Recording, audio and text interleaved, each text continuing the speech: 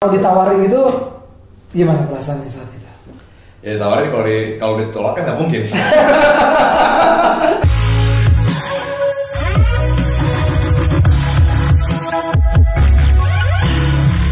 Assalamualaikum warahmatullahi wabarakatuh.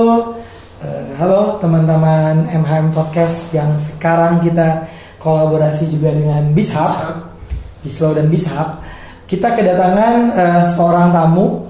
Podcast kita kali ini sungguh sangat spesial. Kenapa spesial? Karena di usianya yang masih muda, beliau sudah menduduki jabatan salah satu komisaris di perusahaan BUMN, tepatnya di PGN Solution. Langsung saja kita sambut Arya Gunadi. Halo. Terima kasih. Ya. Terima kasih loh udah mau menyempatkan datang di tengah kesibukannya yang pasti. Di tengah kesibukan yang sangat tinggi. Mohon maaf kita kan doang. Iya. Kalau sibuk sih nggak sibuk, so sibuk iya. Ya, thank you udah datang di podcast kita. Dan it's an honor for us juga di tengah kesibukannya. Sebelum kita mulai ngobrol-ngobrol, kita ada quick test. Quick test itu pertanyaan. Lebih fun. Ya, A atau B langsung jawab cepat aja. Namanya quick test. Oke? Ada cheat code. Ya, business or politics? Business. A right? A. Right? Ya. Okay. Famous or rich? Wow, famous. Why? Why? Katanya nggak boleh ada reason ya. Iya, Oke, Japan or USA? Bam. Oke. Menteri atau anggota DPR? Menteri. Education or experience? Education. Oke. Interesting. Terus ntar kita ulang. Oke, ya. Boleh ceritain dong dari mulai seorang Arya pun tadi kecil. Alpus ya dulu SMA-nya ya? Alpus. Oke, SD, SMP, SMA, and then you got the degree from... Gue juga deg-degan ya. Santai ya. Kita kayak interview ini. Interview kerjaan. Bahkan dari jawabannya kayak kasar juga. USA ya kan, S1 USA. Kenapa ngambil major itu di negara itu, and then S2-nya di Jepang gitu. Boleh ceritain. Ceritanya dari mana mas? Jadi mungkin dari SMA gitu kali ya? SMA boleh. SMP lah. SD. SD. Yuk gue cerita SMP dulu ya. SMP itu saya dulu di Al-Azhar Pusat. Oke. Jadi Al-Azhar Pusat itu sebenarnya itu saya bukan a diligent student. Jadi more into like enjoying music student. Jadi kalau tuh zaman-zaman ngeband gitu. Iya. Jadi anak band, tapi kebetulan dihitungnya sebagai anak-anak yang suka main. Nah mainnya ngapain? Berantem. Zaman-zaman itu masih pokoknya dia baru lah gitu. Nah kelas 2-nya pindah ke Global Jaya di Bintaro. Nah, juga dong ya. Jauh. Sini kan. Di Global itu karena waktu pas SMP itu di Al-Azhar ya gitulah kitanya. Singkat-singkatnya harus perlu pindah lah gitu. Akhirnya pindah ke Global. Dari Global masih belum ada perubahan nih gitu kan. Oh jadi sempat bandel. Makanya dipindah-pindahin. Pindah-pindah. Oh gitu. Secara halus pindah-pindahin. Nah, cuman akhirnya one day I decided kita betul bulan ke Eropa. And then my dad show me gini, ada lihat itu. Lu kalau mau kontribusi gitu kan. Itu usia berapa tuh? Itu masih SMP kelas 3. Udah berat ya bokap ngomongnya ya. Ngomongnya gitu. Karena kita bandel. Lihat ada mohon maaf ya, pengamen jalan. Itu gitarnya same gitar saya, Gibson. Itu harganya di Jakarta 20 juta. Oh. Kenapa sih? What? Oke. Tuh, lo jadi musisi kan di London, di Inggris tuh nggak dihargain kayak gini. Oh. So what can you do for tribute? Terus aku bilang, udah. Terus gimana pak? Udah gitu kan. Ya harus punya pilihan dong, anak laki harus know what to do. Nah, pandai pas SMP kelas 3 itu pulang liburan, unduh, alhamdulillah, Eptanas lulus. Nah, lulus Eptanas, alhamdulillah. Nah, di situ momen aku lihat ada satu sosok figur yang one of my role model, gitu kan. Namanya Muhammad Lutfi pada saat itu. Muhammad Lutfi itu dia a very young person, jadi ketua HIPMI Jaya. One day he talked to me, he shared me about life, gitu kan. The big questions he asked me, ya lo mau ngapain? Itu dia tanya ke Arya 3 SMP. Yang masih kelas 3 SMP. 3 SMP. Dia bilang gitu kan. Saya bilang, saya mau jadi hebat om, dan gitu kan. Gila om gitu. Terus dia bilang, lo yakin nggak ini mau jadi sesuatu yang apa buat kehidupan lo gitu. Kalau lo mau lo pindah ke luar negeri, tinggalin hidup di Jakarta, lo hidup sendiri di luar negeri, and then supaya tahu struggle gitu ya. Begitu sih belum tahu, kita pikir kan sama Bandung kayak gitu. Nggak sendiri orang tua. Nah, pikir kayak santai nih. Ya udah, saya desain oke, saya mau sekolah di luar negeri deh, gitu kan. Ya, kelas 3 SMP pas lulus SMA langsung pindah. Dan saya pindah itu saya mikir ke Australia dulu. Itu saya nggak bisa bahasa Inggris. Walaupun sekolah global. SMA itu. Karena sekolah kan nyampe pulau kita mikirnya. Iya. Ya kan, pokoknya bergaul sama yang di kelas dulu, kelas bergaul yang pintar, keluar pas bergaul yang main-main dah gitu. Ini buat ya kita baik-baikin. Kalau dulu kan zaman-zamannya SMP kan kita sok-sok jagoan kan, sok jagoan kan seneng gitu kan. Dia butuh apa? Gue butuh backingan, gue jagain lo, tapi lu kasih gue soal-soalnya. Itu cuma zaman-zamannya gitu. Udah ini game dari lah gitu lah. Akhirnya pada aku take the leap sekolah di luar. Ternyata pas sekolah luar tuh aku di asrama, sekolahku tuh di pinggir kali sama pinggir sawah. Kelas 3 SMP, kelas 1 SMA. Itu momen aku bener belajar bahasa mental.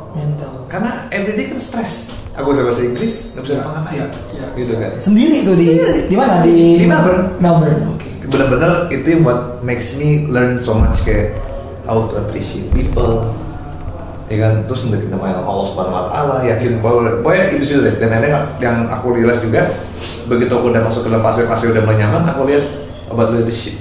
Di situ pertama kali di situ, aku bilang kayaknya kan lihat nih pemimpinku nggak Cina gitu kan. Nah aku bilang nih pernah nggak ada history record Indonesia jadi kayak semacam menterinya di situ? Belum pernah ada, gitu kan. Terus gue bilang waktu kelas 1 gue kasih jadi bakal presidennya di sini. Target gue harus bisa, begitu kan. Belajarin dulu, mikir-mikir dulu kan gitu kan. Nah dari kelas 1 kelas 2, nah ketemulah sama ada satu om lagi nih. Ini yang sosoknya sekarang beda motivasi kita juga nih, Pak Erick Thohir. Ketemu di Australia. Gak usah dia di Jakarta, cuma belajar sama beliau nih. ketemu di Jakarta. Ya di Jakarta, dia bilang begini, ya, if you have that opportunity, take it. Gitu kan, don't be scared, lu nggak bisa ngomong apa-apa, take it aja, and be consistent with it. Be consistent. Consistent, that's the key yang aku belajar kan. Aku konsisten aja gitu. Aku kelas 2 konsisten ikut aja gitu. Mungkin nggak usah sok tahu, nggak usah jadi ngulur apa, nggak belajar aja gitu. Sampai aku kelas 3, alhamdulillah yakin aja gitu. Aku majuin election sebagai the only first Indonesian ever at speed school. Sebagai kayak ketua OSIS gitu. Gitu. Belum pernah ada. Gitu kan. Kalah. Historical mas. Tapi kalah, walaupun kalah it's okay for me. Ya, kita bukan yang lawan aku nih IB yang first grade school yang apa yang anak pintar-pintar gitu. Debat tuh kayak wah gitu. Kita debat aja pokoknya. Biar kita gitu loh. Tapi modal pede aja. Tapi di situ alhamdulillah I got the chances to be the best president. Gitu. And then aku got to be the minister di sekolah juga. Karena apa? Intinya pas aku belajar di sini, ini ilmunya lagi yang aku belajar dari perjalanan itu adalah it's not about like how smart you are. It's not about that. It's about like how you can be accepted with people. With the people ya. With the environment. With the people, being adapt to the environment. Those are the aspects of the important.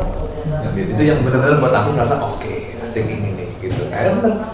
Aku di sana gaul sama semuanya, ya kan. Sampai aku ambil bulan puasa, aku ajak muslim Malaysia pada ini. Jadi itu awal-awal yang mulainya gitu. Awal-awal jadi intinya try to be accepted gitu. Tapi walaupun itu kan high school, ya kan. Kuliah beda lagi nih. Dan terus sampai sekarang nih, sekarang beda lagi gitu. Tapi itu intinya gitu. In life, you gotta be try to be accepted gitu. Nah, karena disitu mungkin aku sekolah di luar, aku bisa nurunin kan gitu kan. Karena harus bisa ngalah. Orang China kalau lagi main dia ngotot. Orang Rusia tuh kalau komunikasi nggak bisa segampang itu ya lagi sih. Orang bule itu very individual gitu. Itulah jadi lesson learned dalam hidup yang memang akhirnya di situ mulai begitu aku ke Amerika pindah. Kenapa aku ke Amerika? Karena kejadian sama lagi nih, aku nggak diterima di sekolah yang aku cuma daftar cuma satu sekolah, Melbourne University. I didn't got accepted gitu. Tapi di situ jadi alhamdulillah menurut aku qadarullah my acceptance itu momen dimana aku belajar soal hidup juga yang keduanya. Tidak seluruh yang kita mau itu nggak tercapai bukan jelek. Itu alhamdulillah jadi itu malah momen aku bisa jadi teman-teman merasa oh alhamdulillah in tempat barunya mungkin di Amerika aku coba. Dan benar. Nyobanya langsung di Amerika ya, karena Melbourne nggak di terima. Amerika mungkin udah bisa bahasa Inggris nih, udah bisa lah gitu. Majornya apa di situ? Finance. Oke. Finance. Kan kalau finance itu kan Sandiaga Uno kan. Oh, dia di situ juga. Bukan. Kan dia waktu itu kan, wah keren banget nih kayaknya. Maka kan saya tuh nggak tahu HIPMI gitu. Well, I know my father was HIPMI, because he's in HIPMI. Tapi I don't know what's that gitu.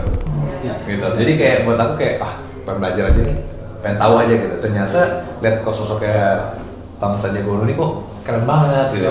Ternyata berarti bisnisnya apa nih? Finance. Pada saatnya kan coba like finance gitu kan, it's like capital stock gitu lah gitu.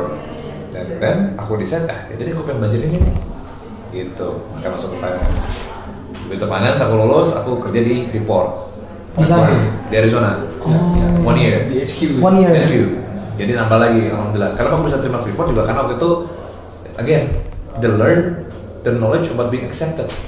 Jadi pas aku aktif di Permias, aku kan menjabat presiden dari situ, alhamdulillah. Oh, Permias, presidennya. Oh, tahu? Tahun 2007-2009. Oh, 2 tahun ya. Harusnya 1 periode kan, sekarang 1 tahun kan. Cuma aku ambil 2 gitu, alhamdulillah. Oh. Gitu. Jadi pas di Permias itu, alhamdulillah. And then momen itu aku pakai buat kenal sama pemimpin-pemimpinnya Freeport. Gitu. Jadi pas ada kayak gathering student apa segala macam, being active gitu kan. Being active yang memang cari gain their attention gitu kan. Karena well basically Freeport needs Indonesian speakers kan. Future leaders segala gitu lah. Itu gimana lah gitu. Tapi kayak tahu to engage with that moment gitu kan. Ngomong kayak nah gitu yang datang namanya lobbyisnya Mr. Richard King gitu kan. Richard, gimana gitu. Kita ngomong pakai bahasa Inggris dulu, ternyata bisa bahasa Indonesia baru juga kita. Ya udah, kita ini kan, ya udah intinya gitu, akhirnya masuk ke Freeport, alhamdulillah. Freeport nawarin lagi untuk masuk ke ini apa namanya Freeport Indonesia, gitu kan. Begitu aku pulang dari Freeport, karena kan kontraknya cuma setahun setengah. Akhirnya pulang ke Indonesia, tawarin waktu di Freeport Indonesia. Mereka nawarin aku posisi 2, junior manager di Freeport Jakarta atau nggak sih manager aja tapi di Freeport Papua, gitu loh. Nah, bodohnya gadis ini, aku pikir kan, tapi kalau gue kerja di Freeport, maaf nih, gajinya nggak sesuai ekspektasi gue nih. Karena udah dapat gede di sana. Iya dong. Begitu Indonesia, dengan Indonesia kayak, ya udahlah. Akhirnya I decided nggak ambil Freeport. Gitu kan, nggak dua-duanya gitu. Orang sih nanya, aduh sayang banget kenapa ngambil Freeport. Orang masuk Freeport susah, aduh dikasih karpet merah udah masuk ke Indonesia kalau ngambil. Ya cuma gitu pikir kayaknya ada sesuatu lagi kayak gitu. Nah ini aku coba dagang sendiri. Apa? Dagang sendiri. Oh, dagang apa tuh? Karena waktu itu kan bergaul ya. Maksudnya yang tadi, the values of being accepted makes me have a lot of friends in the whole world. Iya. Gitu. Being accepted itu ya. Iya gitu. Jadi, how to being accepted? Be nice. Hah? Be nice. Be nice and be fun. Be nice and be fun. And let go of your ego. Gitu. Biasalah pokoknya. Ya, pokoknya intinya sih ya alhamdulillah ilmu Islamnya adalah toleransi. Iya. Gitu. Jadi sometimes kayak you are respecting people respect you gitu. And of course like what you guys just did just now, smile. Mr. Smile person. Yeah, we got the aura. That's why anak gaul kali ya. Tapi kalau smile di kamar mandi jangan juga. Kebanyakan nih ya. Tapi that's ini lah yang ininya gitu. Nah ya udah dari Freeport aku coba dagang batu bara sendiri gitu. Trading gitu. Karena network aku seluruh dunia alhamdulillah. Karena bekas di Melbourne sekarang yang teman-teman angkatan Melbourne aku bapaknya jadi menteri pada saat itu di KL gitu kan. Terus yang di Hongkong bapaknya punya hotel di Macau segala macam. Jadi kita manfaatin connection itu. Benar. Dan itu sebenarnya ternyata alhamdulillah syukurillah pada saat kita aktif di organisasi ini I didn't plan this gitu. Tapi sebenarnya itu when you make a lot of friends gitu kan. Atau if you forgot about them, they will still remember you. Gitu loh. At least a little bit of our story or like what we did. Gitu loh. Itu yang buat aku masih menjaga relationship itu. Jadi kalau ditanya nih, alhamdulillah sampai saat ini teman aku seluruh dunia ada. Seluruh dunia itu ya? Oh ya? Alhamdulillah. Semua negara ya? Hampir semua negara. Wow. Alhamdulillah. Karena kuliah di luar itu? Bukan di kutub utaranya ada. Serius? Ada. Itu karena presiden Permias atau Nah, bekas aku karena pindah-pindah itu ya Melbourne gitu. Melbourne pindah-pindah itu, dan setiap masuk itu bukan aku mencoba berkawan bukan sama teman orang Indonesia aja. Nah, that's it. Benar. Berkawan masuk ke international ininya. Association ya. Gitu. Contoh waktu aku yang di SMA aku jadi yang vice president itu. Dengan jadi vice president walaupun aku ada teman-teman mereka sama aku. Ya kan? Mereka jadi di Thailand jadi apa tinggal kontak lagi. Ya kan? Terus pas yang di aku kuliah gitu kan, aku aktif Permes ya. Tapi aku aktif juga di Muslim Student Association. Dan aktif juga di senatnya sekolah. Lagi dari situ kan gitu. Sama juga pas di Jepang. Di Jepang aku jadi lewat Jepang aku jadi presiden. jadi kita jadi presidennya senatnya, jadi ketua senatnya. Biar dapat networknya orang-orang Jepang ini gitu. Karena begitu aku mikir, mungkin aku nggak pintar-pintar akademis gitu kan. Makanya dia bertanya kenapa experience, of course sebenarnya harus jawabnya experience. Cuman kalau buat aku akademik itu penting juga. Karena pas karena fondasinya itu di situ. Pada saat kan begini, kayak aku nih pengalaman jadi komisaris nih sekarang gitu kan gitu. Kayak kemarin meeting BOD BOC gitu. Itu pasti kalau kita nggak punya fondasi yang kuat, kita juga karena loss gitu dari situ. Jadi suka bingung juga gitu. Jadi fondasinya harus ada. Gitu. Itu dari edukasi. Iya sih. Gitu. Experience of course pasti ada gitu kan. Kalau ditanya orang pasti lebih banyak apa orang yang experience atau orang yang edukasi lebih hebat. Pasti orang yang experience lebih hebat. I agree with that too. Karena itu proven gitu. Tapi kalau misalnya bicara structured position, ya kalau dia belum punya experience ya, of course he needs the educations gitu. Tapi kenapa memilih, maksudnya kan satu Melbourne, negara barat, USA terus masuk ke Asia? Tadinya aku tuh mulai sebenarnya ke Cina. Kenapa ke Cina? Karena waktu itu sebenarnya pada saat aku di Permias, aku realize a lot of things that I can do for this country, gitu. Jadi waktu itu sebenarnya pas zaman SMA itu pas aku mau jadi vice president itu, aku muncul satu cita-cita. Cita-cita nih dan doa ya. Aku menjadi presiden, bilang gitu. Kenapa menjadi presiden bilang gitu kan? You can make a change. Of course, everything pasti you can make a change itu. Tapi when you become president gitu kan, you actually have total control of this country yang in your way. In your way to create changes. Itu loh, itu pada saat itu ya masih kecil. Kenapa China tapi? Nah, begitu itu aku lihat knowledge-nya. Jadi aku selalu berpikir gimana cara aku nyampe ke sana. Ya kan? Aku udah di Melbourne, dapat edukasi Inggris. Ya karena Australia itu kan bekas Inggris. Aku masuk ke Amerika, yang mereka hegemony country. Gitu kan. Dapat pemikiran, tapi aku nggak punya Asia. Ya, itu pemikirannya ya. Jadi Australia, US. Karena angle Asia itu pasti different. Dan sebenarnya aku pengen ke China, cuma kalau ke China nggak bisa nikah masalah kelamaan. Sorry ya sayangnya kalau kamu nonton. Oh gitu. Jadi kalau misalnya ke China, aku harus ambil sekolah 3 tahun. Untuk ambil S2.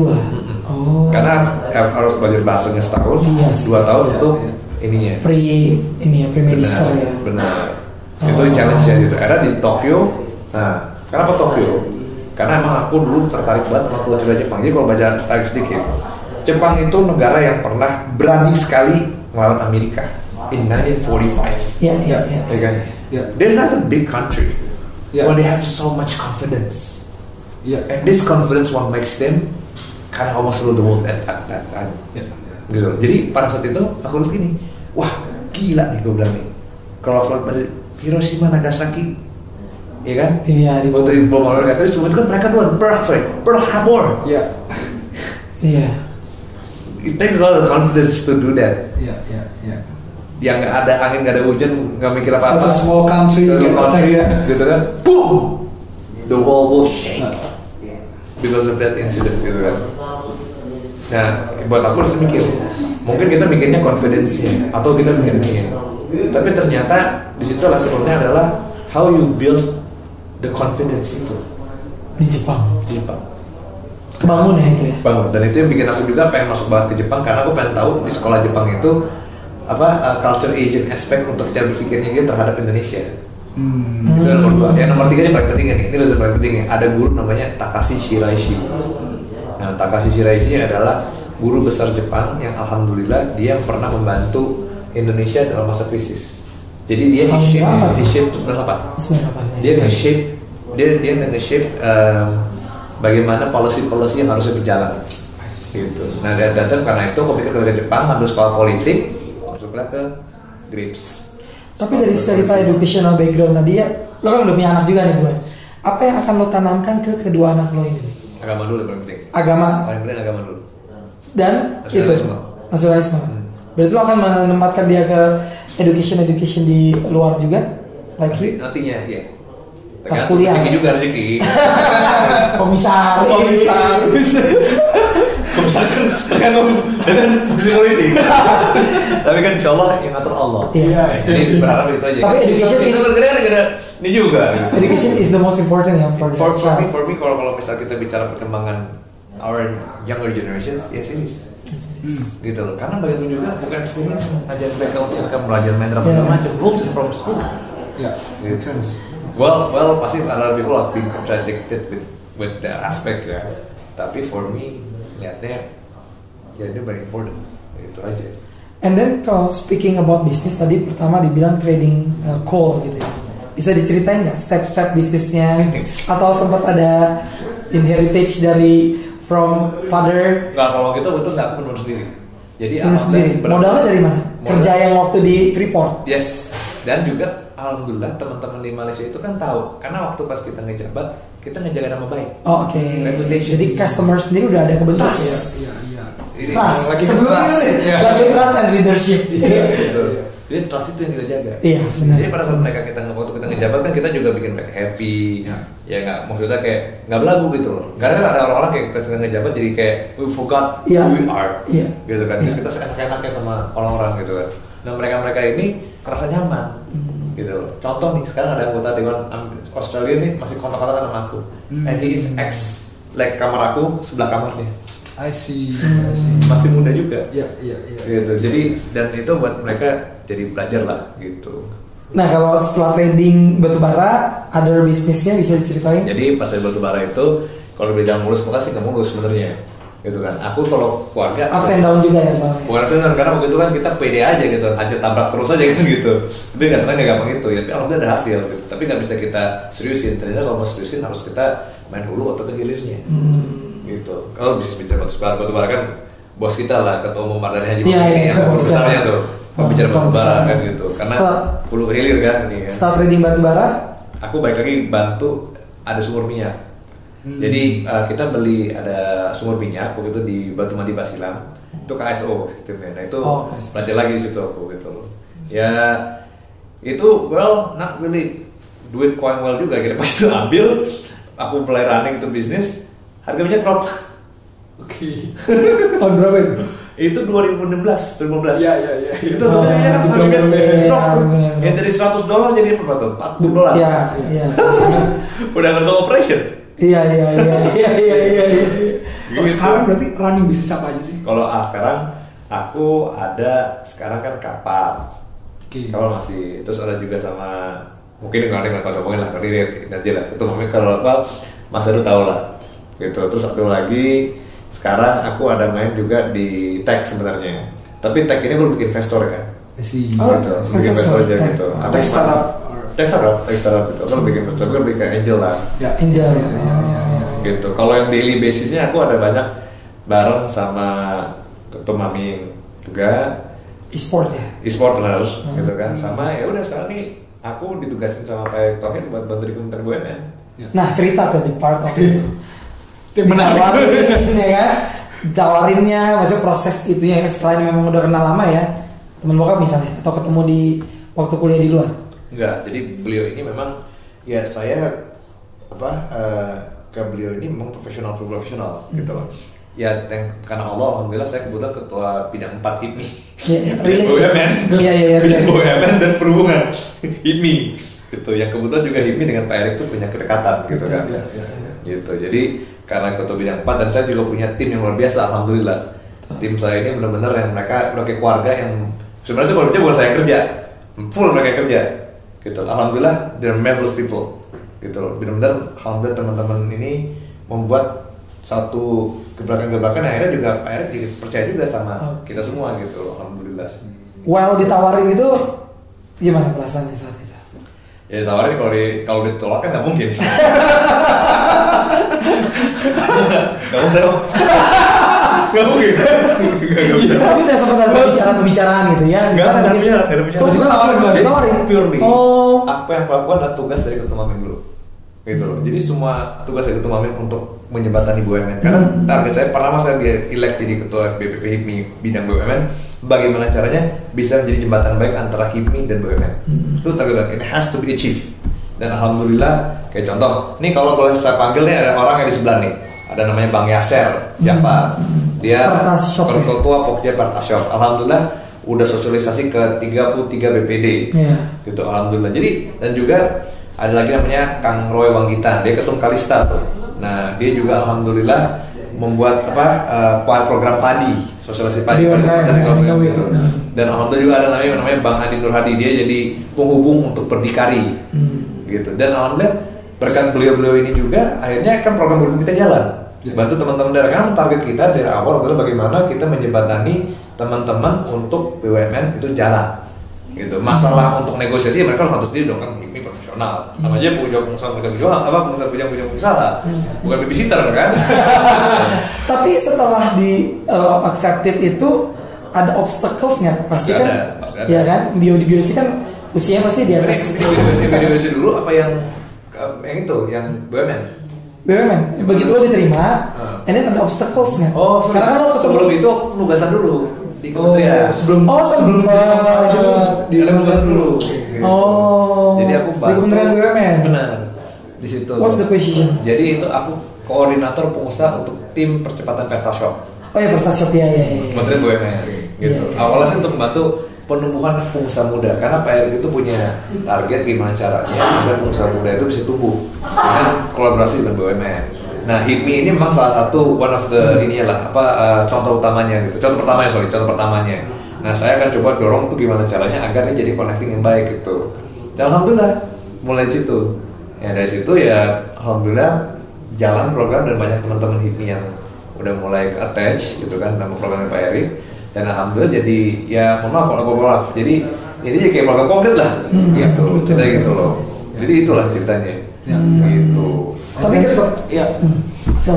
setelah kepilih jadi komisaris nih, how did you feel? Yang pertama sih. Berat ya. Ya kalau yang pertama kalau what I felt-nya itu aku harus bersyukur karena apa yang kita terima itu dari Allah. Jadi saya bersyukur sama Allah pertama gitu. Tapi dalam hati saya minta petunjuk sama Allah. Seperti amanah saya terima waktu saya jadi ketua BPP. Saya terima amanah jadi ketua BPP bidang Pak. Itu saya berdoa sama Allah pas saya lagi di liburan. Saya minta supaya dilancarkan. Saya minta supaya diisi dengan tim yang mesti saudara saya. Liburan di Mekah? Enggak, liburan di luar negeri, di Australia kebetulan. Alhamdulillah pas kan musafir, kalau alhamdulillah kalau saya percaya kalau musafir itu diterima Allah insyaallah. Dan alhamdulillah.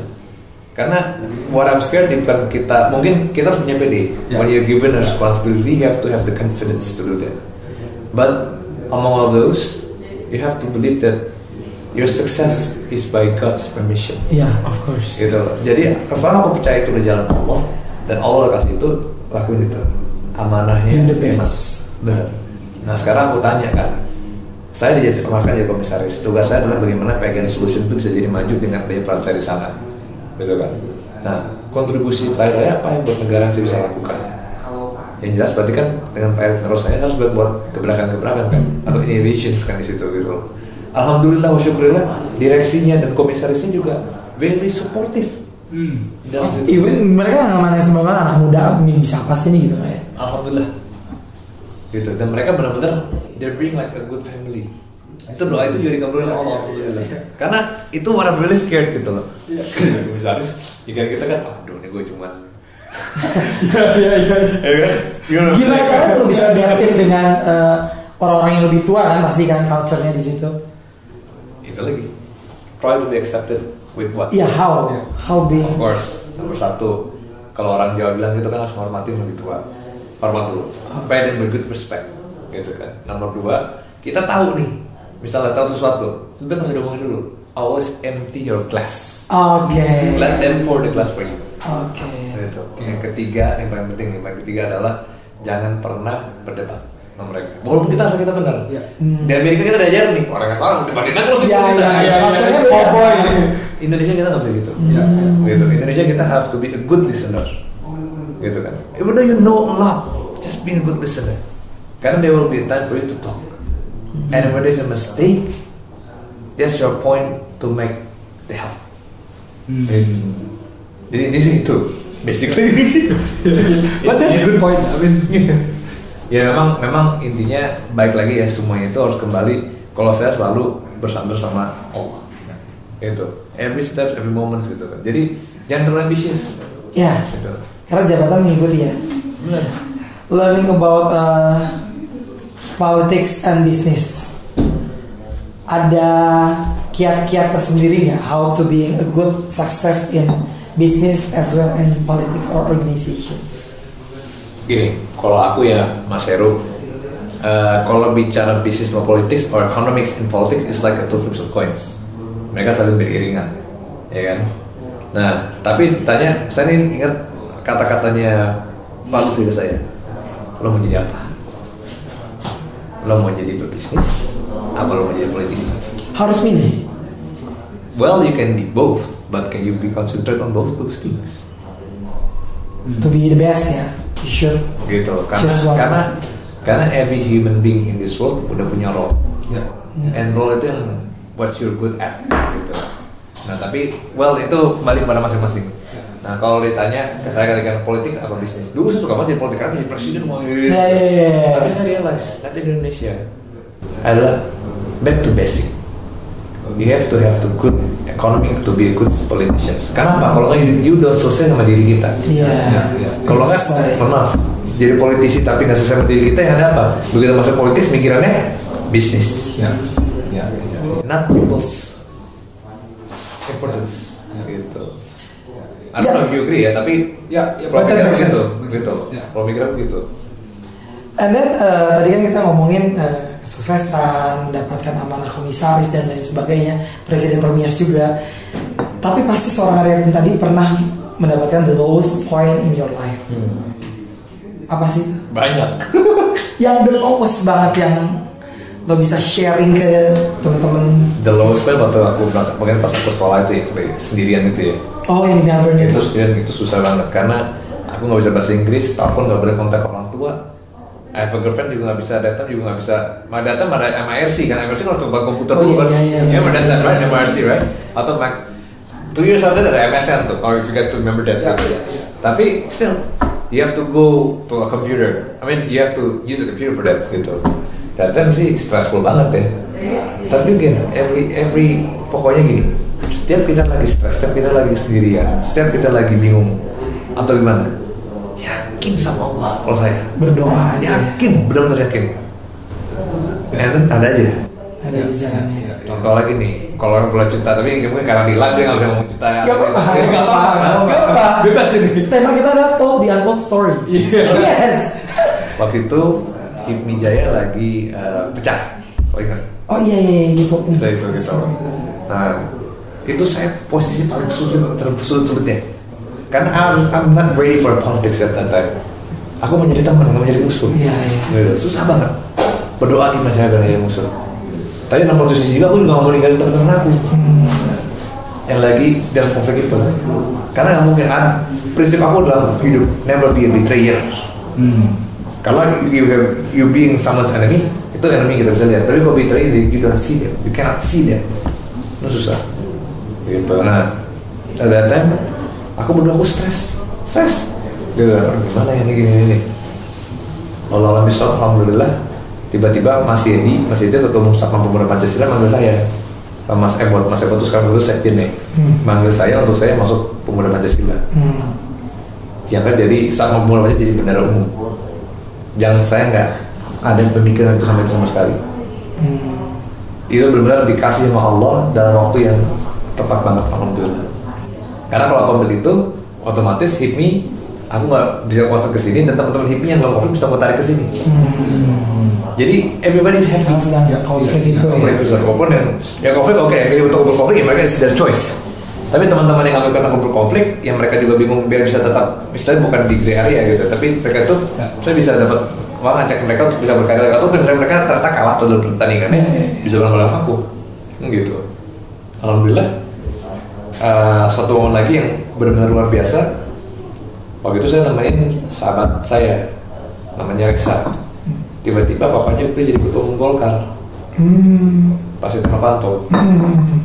Dan alhamdulillah pada saat itu saya diangkat sama beliau jadi wakil ketua umum PPNBG. Dan itu momen yang benar-benar buat aku Masya Allah. Dan itu benar-benar powernya itu dahsyat banget di situ. Ya, gue inget lo pernah ngomong sama gue how to persuade atau apa ya, meyakinkan orang dalam jangka waktu 5 menit. Lo masih inget gak? Kita ngobrol di rumahnya Pak CT Heru Tanjung kan, itu ada apa namanya? Ada strateginya gitu. Bisa lo ceritain nggak? Jadi saya udah lupa aja sekarang deh. 5 menit how to orang tuh bisa cepat percaya. Iya. Iya. Yang paling penting sih doa dulu. Sebelum ngomong 5 menit doa ya pasti ya kan. I like that. Karena kan, apalagi misalnya ketemu orang sibuk gitu kan, dia kan very limited time kan. Nah 5 menit. Elevator pitch. Number one, pray. That's number one. Number one, pray. Number one, pray. You ask for help from the God. Iya. Maksudnya alhamdulillah Allah, alhamdulillah Rabbil. Yang kedua, waktu ngomong eye contact you to be strong. Eye contact. Okay. Tapi kalau orang yang sibuk apa dengan ajudan susah kalau itu. Berarti he's not interested in you. Gitu. Okay. Tapi you can try to get their attention. Panggil orangnya, Pak. Karena you have to get his eye contact. Once you get his eye contact, that's the message you can deliver. Itu momennya, time-nya. Nah, baru baru you marketize yourself kan. And always talk, not on your behalf, tapi on their behalf. Saya hebat loh, enggak? Kayak itu mau listen deh. Mas, baju keren banget. Oh, pujian-pujian juga gitu. Maksudnya it's an example. Talk on top understand. Jadi you wanna get their attention, you have to talk on their attention dulu dong. Bukan, Mas, saya mohon maaf nih, saya mau ini buat bisa kayak gini. Tapi dia nggak nyaman dulu. Dia tinggal get it. Dia tinggal trust you. But you come to them, eye contact di jalan, doa udah, kontak jalan, terus ngomong, Bang, saya tuh ini nih. Bang, abang mau gini, Bang, saya gini Bang, saya orang abang gini. Tapi you have to be on their shoes. Oh, low, of course low ya. Tapi nggak maksudnya pemikiran kita harus ikut pola pikiran mereka, sesuai apa yang mereka mau. Bukan angle kita, bukan bicara. It's not about I, it's about we. Berarti kita profile checking backgroundnya dulu juga dong. Kalau bisa, kalau misalnya nggak bisa, pokoknya dari misalnya nggak kenal nih. Contoh, misalnya aku nggak kenal sama Josh, gitu kan. Tapi Josh gue kenal produknya gitu. Aku misalnya nonton produknya nih Josh, gitu kan. Tapi pas sama Josh udah pakai baju branding, Josh berarti lo keren banget, nah gitu kan. Josh keren banget gitu kan. Josh, coba, gue tuh pengen Josh kerja sama deh, karena batik lo tuh gini, udah gini gitu. Bahkan kan sebenarnya intinya kan dari awal kita mau jual batik ke dia. Gitu, gitu aja, udah gitu. Jadi nggak boleh berpikir kayak apa untungnya buat gue. Orang nggak, they don't buy that. Gitu. But what they really buy itu adalah what is their needs. Can we fulfill that? Kalau bahasa ekonomi itu added value. Added value. And then konklusi dari obrolan kita hari ini, ada pesan buat anak-anak muda gitu ya, biar dia bisa sukses baik di bisnisnya mereka atau di organisasi maupun jabatan-jabatan politis tertentu gitu ya, misalnya itu bisa kasih advice? Banyak banget tuh, malah Mas Heru lebih banyak nih. Ya udah bisa maksudnya banyak tuh. Dari kacamata seorang Arya tadi. Kalau aku yang pertama tuh dia harus percaya sama agama. Kembali lagi ke agama. Kenapa ke agama? Karena ini pas banget mau puasa ya. Iya, pas banget ini. Emangnya pas tayangnya di puasa nanti nih. Karena agama menciptakan akhlak yang baik. Akhlak yang baik. Akhlak itu yang membuat orang itu akan nunjukin dia berbeda sama orang lain. Gitu kan. Karena kalau dia punya akhlak, which means that begini, gue gak mau nyakitin dia, gue percaya sama Allah, gue takut sama Allah, dan gue tahu kalau misalnya gini gue harus bisa sama-sama saling ngebangun. Jadi akhlak itu kepribadiannya dulu. Dari akhlak yang baik, orang pasti punya muncul namanya trust. Dan pada saat trust itu jalan, jaga dengan baik, karena itu reputasi. Betul. Begitu reputasi itu jalan, udah.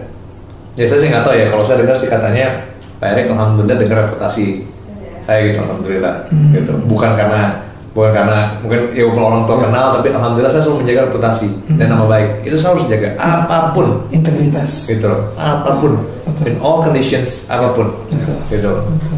Jadi karena memang orang nggak mau sakit hati. Kalau sakit hati udah, tapi nggak dendam lah, ini sakit hati gitu kan. Nah tapi kalau kita punya ngejaga nama baik gitu, pasti kan oke mas gimana kita coba untuk gimana caranya kita cari solusi gitu loh. Karena yang saya belajar dari punya dari pertama dari agama, punya akhlak yang baik, punya trust, jaga reputasi.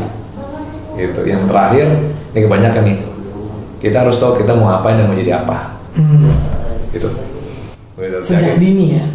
Target aja gitu, mau ngapain mungkin. Kalau saya kenapa begitu waktu pas SMP itu mikir menjadi presiden, makanya masuk sekolah ini, masuk sekolah ini, masuk sekolah ini. Tapi yang penting ada ini ya. Karena nanti ujungnya kita nggak tahu. Nih, saya belajar dari Pak Erick Thohir. Pak Erick Thohir itu konsisten dalam hidupnya. Yang ilmu tadi yang konsisten itu. Dia mau jadi pebisnis media dan hanya jadi yang fokus di olahraga. Gitu kan. Nah, tiba-tiba pada saat Asian Games dia punya performance, dipercaya jadi ketua TKN. Nah, jadi ketua TKN alhamdulillah rezeki dari menteri BUMN. Iya. Jadi ada konsistensi beliau gitu loh. Jadi fokus aja sama yang dilakuin gitu. Fokus. Jangan kita kebanyakan kayak aku mau ini, gitu. Harus persistence ya. Karena kebanyakan ide jadi nggak jadi eksekusi terus gitu. Kalau kata kanda kita kan apa maksudnya jangan kebanyakan eksekusi. Jangan diskusi, eksekusi. Banyakan eksekusi. Ya. Pertanyaan terakhir mungkin ya. After you have achieved a lot of things in your age. Aduh, all things pas kebanyakan Bishop nih. Namanya kan business hub. Kan terinspirasi dari bisnis law. Karena in all business law pasti punya perlu hub ya kan. Benar. Iya sih kayak. What's next sih after this? Nggak tahu. Ada kan tadi katanya mau jadi apa dan tertarget. Nah target seorang Arya Kun tadi, let's say next 10 years lah. 10 years. Aspiration apa sih? Kalau sekarang ini aku sih fokus dulu ya pokoknya sama yang aku bilang tadi. Target sih ada target ada gitu kan. Tapi kalau target biar aja nanti permainan menjawab pertanyaan ini. Iya. Oke. Enggak tapi kalau target pasti ada. Yang penting untuk saat ini aku fokus dulu nih apa yang kita lakuin. Jadi good commissioner gitu kan. Tugas di BUMN kita jalan dengan baik. Jadi BPP HIPMI juga ngelihat tugas yang baik. Pokoknya fokus ke situ dulu aja. Iya. Sama dagangan ya sekarang coba fokus ke situ aja. E-sport pokoknya yang baik aja gitu. Jaga reputasi aja. Karena teruslah kalau ambisi hidup ya pasti ada. Gue jadi presiden masih ambisi gue, gitu kan.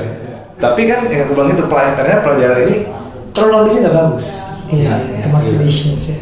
Tapi kalau kamu fokus, kalau kita fokus gitu kan, alhamdulillah itu akan datang. Gitu. Saya nggak pernah expect nggak mau jadi komisaris. I didn't expect it. Alhamdulillah dengan jadi komisaris ternyata, gini ya rasanya ya. Gimana rasanya? Ya rasanya alhamdulillah senang gitu ya, masih muda tuh dipanggil disiapin apa gitu kan.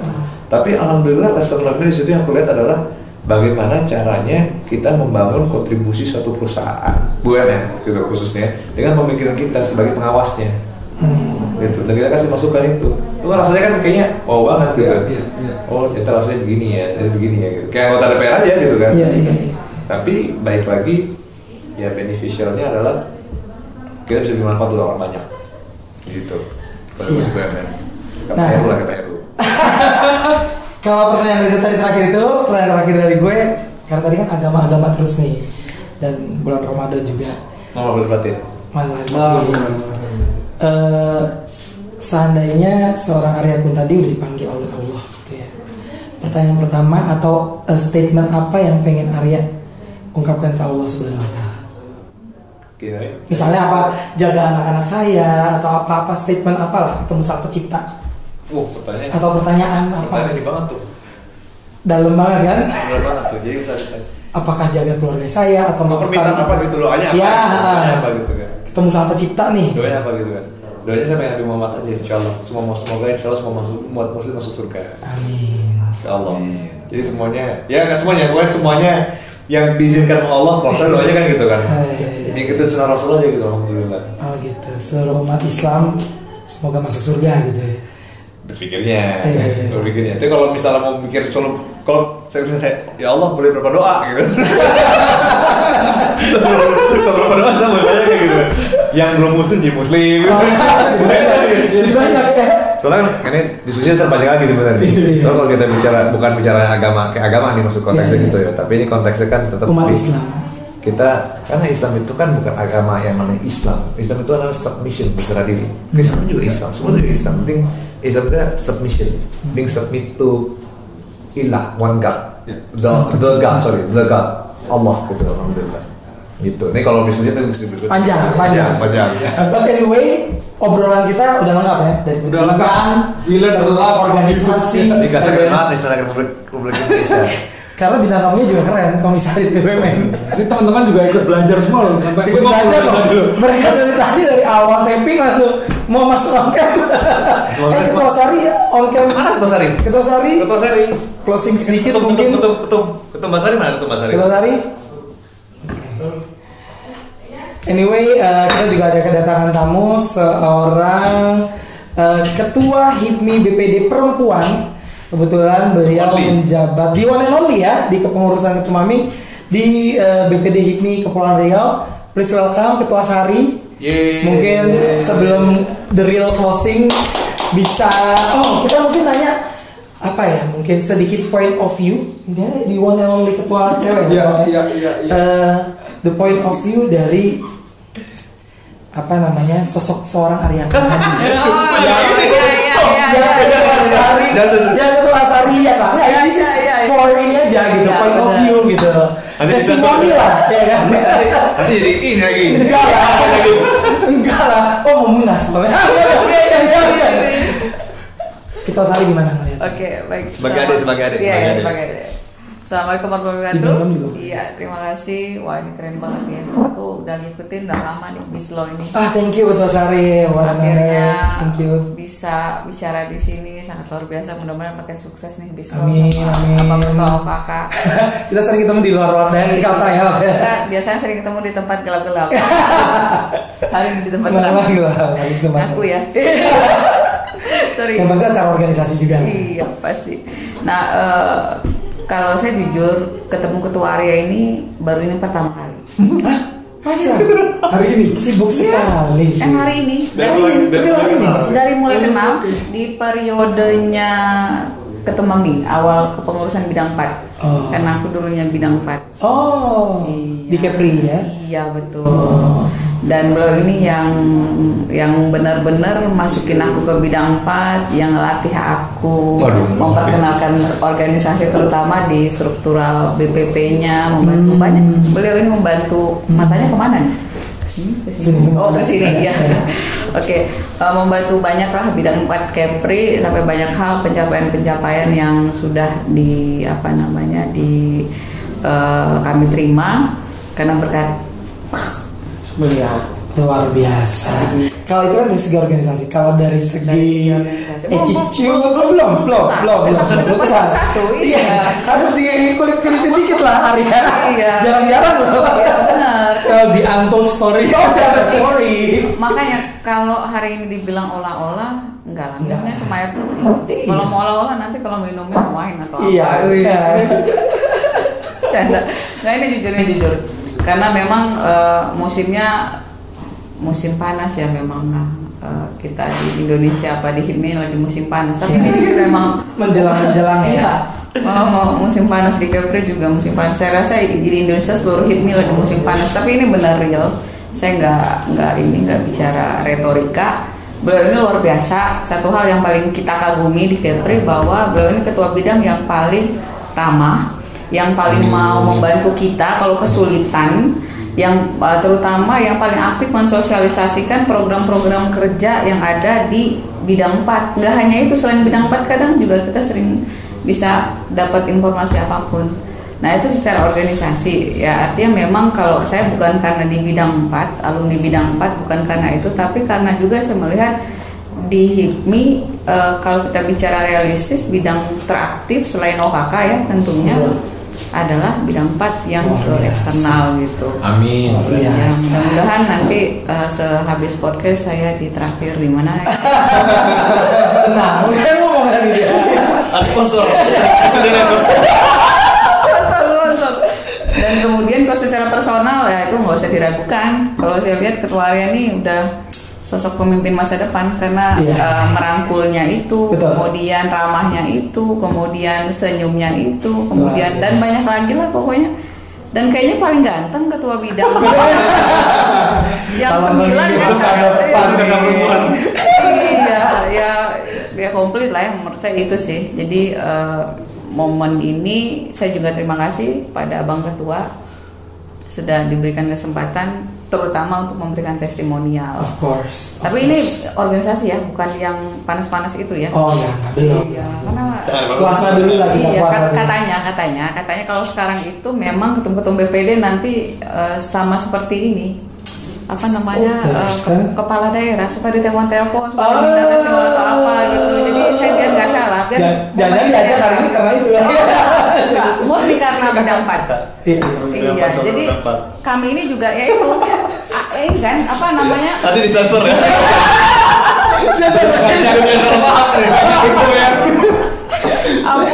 Ampun, caketum yang lain ampun, ini tidak, ini murni karena pertama hubungan sesama bidang 4. Selama saya di bidang 4 baru ini pertama kali ketemu sama Ketua Arya dan abang-abang di luar, abang-abang Korbos.